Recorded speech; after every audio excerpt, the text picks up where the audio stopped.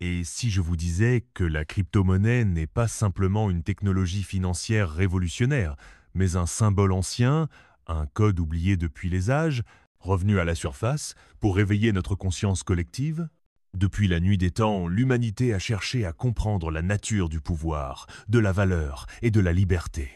Des tablettes de Sumer au temple d'Égypte, des alchimistes du Moyen-Âge aux loges hermétiques de la Renaissance, une vérité circulait en silence.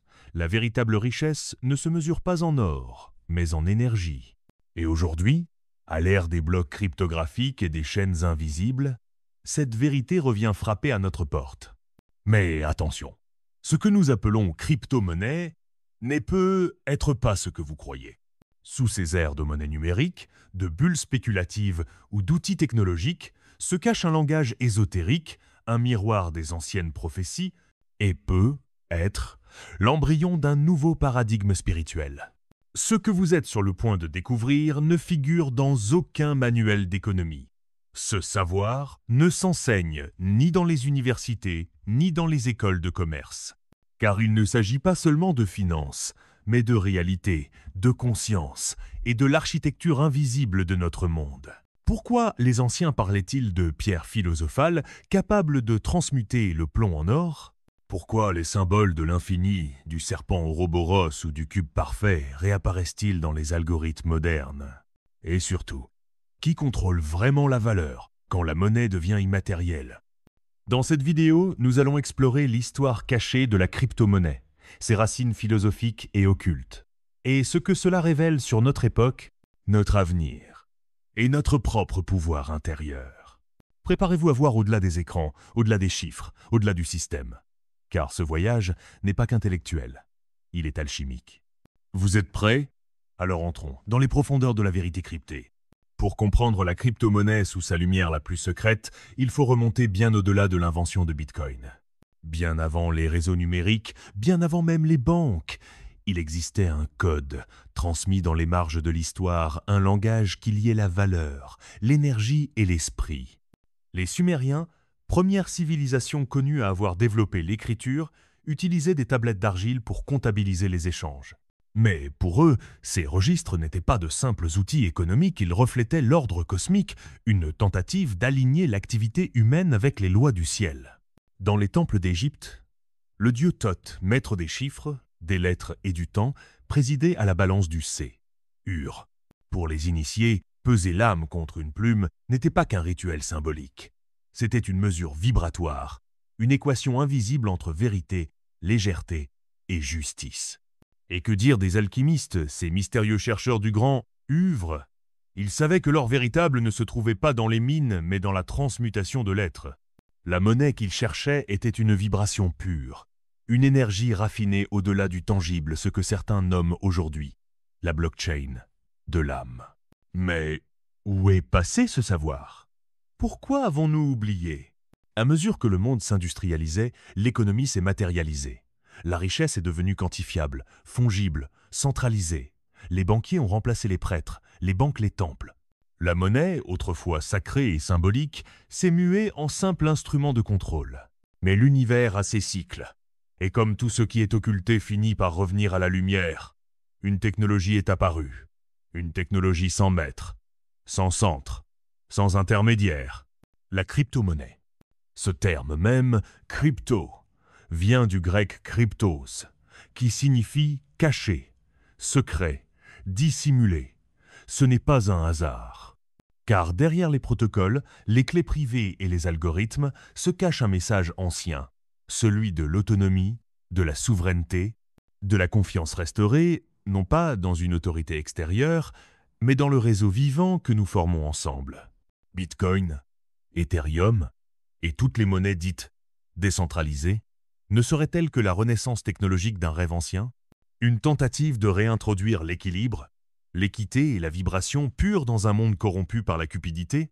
Il ne s'agit pas simplement de créer une nouvelle forme d'argent. Il s'agit de recréer un système énergétique, une circulation de valeurs fondée sur la transparence, la confiance et peut être la résonance vibratoire des intentions. Et si la blockchain n'était rien d'autre qu'un écho moderne des anciennes tablettes d'émeraude, Une archive incorruptible, gravée non pas dans la pierre mais dans la lumière? Dans un monde où tout devient simulation, la crypto-monnaie nous rappelle une vérité essentielle.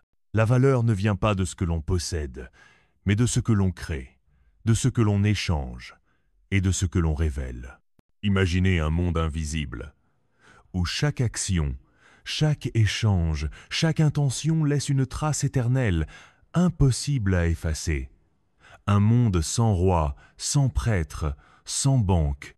Un monde gouverné par un code inaltérable, neutre et omniprésent. Ce monde existe déjà. On l'appelle la blockchain. Mais qu'est-ce réellement qu'une blockchain? Si ce n'est un livre de vie numérique, un registre inviolable, où chaque événement est scellé par le temps lui-même. Une structure qui, à bien y regarder, reflète étrangement l'arbre de la Kabbale, avec ses branches interconnectées, ses niveaux de conscience et ses flux énergétiques. Au cœur de ce système réside le proof of work, la preuve de travail. Un concept souvent réduit à une opération mathématique, mais dont la portée ésotérique est bien plus vaste. Dans la tradition alchimique, rien n'est obtenu sans l'œuvre. Transmuter le plomb en or exigeait une épreuve, une combustion lente, une mise à l'épreuve de la matière et de l'âme. La blockchain exige le même rituel. Souffrir pour valider, brûler de l'énergie pour sceller la vérité. Le mineur de crypto, dans cette perspective, devient une figure initiatique. Il descend dans les profondeurs du réseau, comme le forgeron descendait dans les entrailles de la terre. Il offre de la puissance, non pas spirituelle, mais électrique, pour faire naître la valeur. Il est l'héritier numérique des anciens artisans de lumière. Mais à qui confions-nous cette vérité scellée? À personne. Et c'est là la clé. Dans un monde où les temples ont été remplacés par des serveurs et les dogmes par des algorithmes, la crypto-monnaie propose une révolution sacrée. La confiance ne repose plus sur une autorité divine ou politique, mais sur le code lui-même. Et ce code, mes amis, est loi. In code we trust. Un mantra étrange, et pourtant si proche des anciens serments. Comme les druides gravaient leurs secrets dans les arbres, nous gravons aujourd'hui nos transactions dans une matrice collective. Une mémoire globale, transparente, permanente. L'Akasha numérique. Mais alors, posez-vous la question, qui crée la valeur? Est-ce la monnaie? Est-ce l'algorithme? Est-ce le système? Ou est-ce vous? La vérité que beaucoup ignorent, c'est que chaque crypto-monnaie est une graine, et chaque utilisateur est un jardinier. Créer un portefeuille, c'est ouvrir un sanctuaire. Envoyer une transaction, c'est prononcer une incantation. Signer une clé privée, c'est revendiquer votre pouvoir sacré. Nous ne sommes plus de simples consommateurs. Nous sommes devenus les bâtisseurs d'un nouveau temple. Un temple sans mur. Un temple de lumière. Mais ce n'est que le début. Car derrière les promesses de liberté se cachent aussi des pièges, des illusions, des forces qui manipulent l'ombre. Et si la décentralisation n'était qu'un mirage? Et si le vrai pouvoir ne se trouvait pas dans le code, mais dans ce qu'il éveille en nous? Dans la partie suivante, nous plongerons plus profondément encore dans les paradoxes de la crypto-monnaie, les mythes qu'on vous a fait avaler, et ce que peu osent vraiment regarder en face. Le prix de la véritable souveraineté. La lumière attire toujours les ombres, et là où surgit une promesse de liberté, naît aussi la tentation du contrôle. Dans la première phase de cette révélation, nous avons vu la crypto-monnaie comme une renaissance symbolique, un écho des traditions anciennes, un outil de transmutation moderne. Mais maintenant, nous devons oser regarder plus loin, plus sombrement. Car là où le pouvoir change de main, les anciens gardiens ne restent jamais passifs. On nous dit que la crypto est décentralisée, libre, hors d'atteinte. Mais demandez-vous, qui fabrique les plateformes? Qui contrôle les échanges? Qui oriente les flux? La décentralisation totale est une utopie, un mythe moderne. Des milliers de projets sont lancés, mais une poignée seulement attire la majorité des capitaux. Les mineurs, eux, se centralisent dans fermes gigantesques, souvent contrôlées par des puissances invisibles. Même dans la blockchain, l'humain rejoue toujours ses vieux schémas. Domination, spéculation, peur de manquer. Et que dire des NFT, ces objets uniques numériques que l'on échange comme des reliques? Certains y voient de l'art. D'autres y voient l'âme marchandisée. Une tentative de vendre ce qui est censé être inestimable, l'identité. Beaucoup entrent dans le monde de la crypto avec un rêve, s'émanciper du système. Mais ce rêve, aussi noble soit-il, peut devenir une prison subtile. Lorsque l'on mesure sa liberté à son wallet, sa valeur à son portfolio, on glisse doucement, du rituel à l'obsession. Là où le système traditionnel enfermait par les dettes, le système cryptographique peut enfermer par l'ego. La sagesse ancienne nous avertissait. Ce que tu possèdes finit toujours par te posséder. Et si le véritable piège de la crypto n'était pas dans sa technologie, mais dans notre attachement à elle, à sa promesse d'indépendance, à sa volatilité excitante, à ses codes ésotériques que nous ne comprenons qu'à moitié? Mais tout n'est pas noir. Car dans ce labyrinthe numérique, une voie s'ouvre. Une voie que seuls les chercheurs sincères peuvent emprunter. Celle de la conscience monétaire. L'argent n'est pas neutre. Il est un amplificateur. Il peut nourrir l'ego ou révéler l'âme. Et la crypto-monnaie, par sa nature même, nous confronte à notre relation intime avec la valeur, la peur et la confiance. Quand vous envoyez des bitcoins, que libérez-vous vraiment? Quand vous perdez une clé privée, qu'est-ce que vous perdez de vous-même? Et lorsque vous hodlez, que retenez-vous dans votre La sagesse initiatique enseigne que tout outil est double. Le glaive peut trancher la vérité ou ouvrir la guerre. La pierre philosophale peut éveiller ou consumer. La crypto-monnaie est l'un de ces outils. Et la question n'est plus « à quoi sert-elle ?» mais « que révèle-t-elle en moi ?» Car si chaque transaction est une trace, être-il temps de vivre comme si chacune d'elles était un sortilège, un acte de magie, un miroir de notre intention véritable? Dans la prochaine partie, nous ne parlerons plus d'algorithmes. Nous parlerons de vous, de ce que vous pouvez faire ici, maintenant pour transformer cette connaissance en pratique. Et comment, à travers la crypto, vous pouvez décrypter votre propre pouvoir oublié. Connaître, c'est bien. Comprendre, c'est mieux. Mais incarner, voilà le vrai chemin de l'initié. La crypto-monnaie n'est pas seulement une technologie, c'est un miroir. Un outil pour explorer votre rapport à la valeur, à l'abondance et à la souveraineté intérieure. Alors comment la vivre de manière consciente? Comment en faire une pratique spirituelle plutôt qu'une simple spéculation? Voici 4 rituels modernes des clés pour réconcilier le numérique et le sacré. Créer un portefeuille crypto est, en soi, un acte sacré. Ne le faites pas à la hâte. Faites-le en conscience. Choisissez un moment calme. Allumez une bougie et posez cette intention claire. Je crée un espace inviolable, un temple de confiance, un coffre pour mes énergies. Votre seed phrase, cette suite de mots secrets, est une incantation. Écrivez-la à la main et gardez-la dans un lieu physique, loin de l'agitation du monde numérique. C'est votre clé vibratoire. Ne la partagez jamais. Ne la sous-estimez jamais. Avant chaque envoi de crypto, arrêtez-vous. Fermez les yeux. Posez-vous une question simple. Pourquoi est-ce que je donne? Quelle est l'intention derrière ce mouvement d'énergie? Une transaction n'est pas anodine.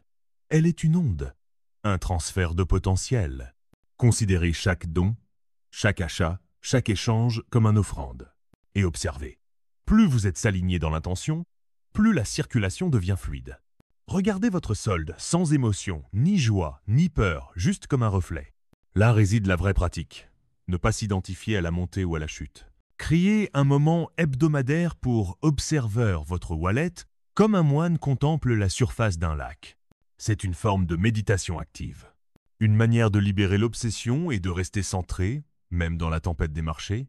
Utilisez vos crypto-monnaies pour soutenir des projets éthiques, des artistes indépendants, des plateformes transparentes.